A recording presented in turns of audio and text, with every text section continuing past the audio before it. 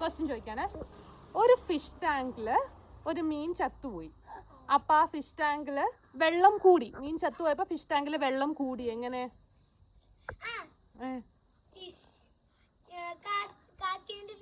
കല്ലൊക്കെ ഇടുമ്പോ വെള്ളം പൊന്തി വരും.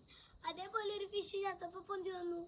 അല്ല, മീൻ ചത്തപ്പോ ഒരാള് മീൻ ചത്തപ്പോ മീനിന്റെ ഉള്ളത്തെ ചോര ഇല്ലാത്ത കളരുന്നപ്പോ വെള്ളം കൂടി. അല്ല, ഫിഷ് ആ മീന് ചത്തപ്പം മീനിനെടുത്ത് കളഞ്ഞു.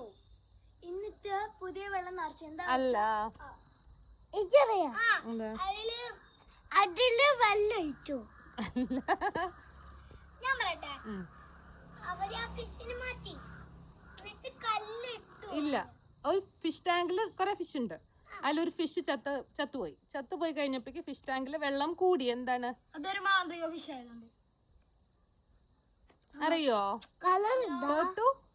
തോറ്റു സമ്മതിക്കൂ. ഓക്കെ. ആ ഫിഷ് ടാങ്കില് ആ ഫിഷ് ചത്തുപോയപ്പോ ബാക്കിയുള്ള ഫിഷ് എല്ലാം കരഞ്ഞു വെള്ളം കൂടി.